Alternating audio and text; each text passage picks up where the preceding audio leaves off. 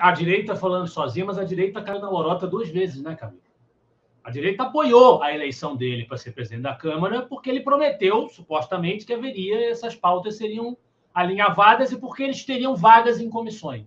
É o que eu comento no artigo justamente.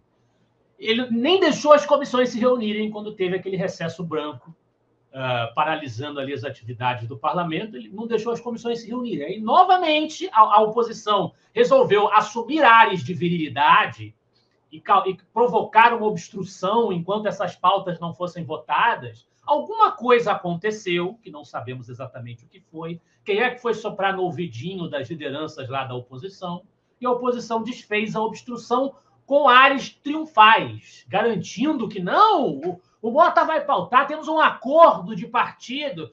Um acordo de partido faz diferença para quê? Se é o presidente da Câmara que vai determinar se vai ser pautado ou não. Quem vendeu esse discurso também enganou você, que está nos assistindo, e que está de olho no que dizem os líderes de direita, os influenciadores, os parlamentares de oposição, contaram uma lorota para você. Ou foram muito tolos de acreditar numa invencionice, novamente, pela segunda vez, do presidente da Câmara dos Deputados, Hugo Mota. Mas, apenas para deixar um registro aqui, esse artigo foi publicado originalmente na Revista Oeste, é parte da nossa parceria com a Revista Oeste, assim como o artigo da Kátia Magalhães, que está na coluna Judiciário em Foco. Na verdade, aquele artigo ela publicou originalmente no site do jornalista Cláudio Dantas, né? Então, aí chamar a atenção aí para os nossos parceiros que nos cedem os artigos, enfim, onde a gente tem espaço para ter publicações. Agora, retomando a discussão do meu texto, esse texto saiu na Revista Oeste e houve muitos comentários, inclusive nas redes sociais da Revista Oeste, do Instituto Liberal, dizendo: pô, mas você está dizendo óbvio, você está dizendo que todo mundo sabe. Será que todo mundo sabe? O Mota e Davi Alcolumbre fazem parte do consórcio. Se todo mundo sabe que é preciso tomar uma postura dura, altiva, em relação a estas duas figuras, que constituem hoje um poder. O presidente da Casa Legislativa é praticamente um poder dentro do poder. Existe o poder legislativo e lá dentro tem o presidente do Senado e o presidente da Câmara. Essa figura que tem a presidência da Casa, ela é praticamente um poder em si mesmo, que determina o que vai ser discutido ali dentro. É um cargo fundamental, é um cargo importantíssimo e que a gente trata como uma coisa de menor importância. Então, honestamente, modestamente, eu posso estar enganado, não descarto a hipótese de eu estar enganado, mas eu acho que a gente vive numa época, Camila, em que o óbvio precisa ser dito muitas vezes, precisa ser apontado muitas, porque as pessoas se cegam para o óbvio. Elas estão desviando a atenção completamente para detalhes insignificantes, as coisas que supostamente são óbvias, elas estão sendo ofuscadas, estão sendo obscurecidas, e esse é um exemplo claro. A gente entende que o legislativo tem a prerrogativa de punir aqueles que no judiciário, na cúpula do judiciário, no STF, se desvirtuam das suas funções, exercem os seus cargos de maneira autoritária, desrespeitam direitos fundamentais. Essa prerrogativa compete ao legislativo de acordo com a nossa querida e tão manchada, e tão aviltada, e tão ignorada Constituição Federal, que praticamente já não está em vigor, graças às 11 cabeças que têm o condão de interpretá-la como lhes apraz, né? Então, teoricamente, o legislativo tem essa função, mas ele não faz. Ele não faz. O que a sociedade tem que fazer? Pressionar o legislativo. Não é isso?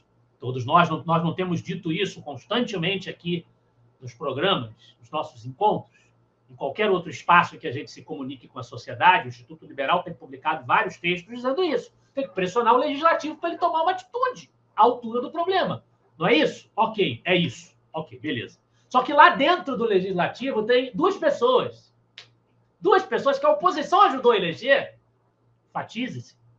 Aqueles que você elegeu para representarem a tua vontade de criticar e contestar e combater o governo Lula e combater a juristocracia, essas pessoas que você elegeu com essa finalidade, que supostamente representariam os seus anseios, apoiaram dois sujeitos que cruzam os braços.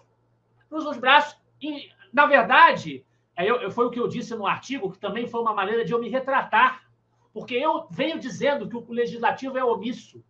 o Legislativo está em silêncio diante das arbitrariedades do Judiciário.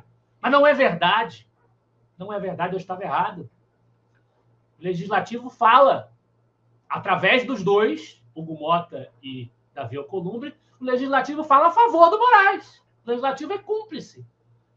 Na figura dos presidentes das casas, é cúmplice. Não só não movem os projetos que são prioritários para devolver o Brasil a uma mínima condição de normalidade democrática, quais sejam o impeachment do Alexandre de Moraes, o foro privilegiado na Câmara e também na Câmara a anistia.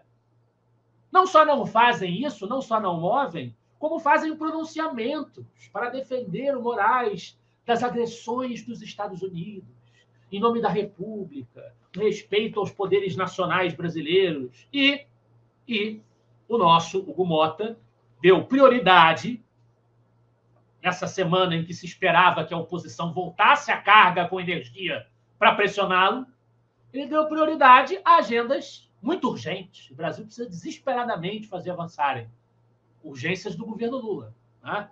E da juristocracia. Do governo Lula, o projeto de lei que falava em proteger criança e adolescente, mas que tinha ali a criação de um instrumento, uma autoridade nacional para verificar, ou seja, vigiar, né, as redes sociais e obrigar a remoção de conteúdos imediata, sem ordem judicial. Era uma porta aberta, um cavalo de Troia para a censura. O projeto foi aprovado, mas a oposição, pelo menos, conseguiu mitigar esse problema, retirar esse item do texto final. Agora, também foi aprovado, também avançou um projeto que cria 330 novos cargos comissionados para servirem aos interesses de ministros do STJ, ou seja, atendendo ao patrimonialisticamente, como sempre na nossa cultura política, a autoridades do judiciário. Isso é a urgência. Agora, o resgate da democracia brasileira, aí a gente pode deixar para depois, né, Camila?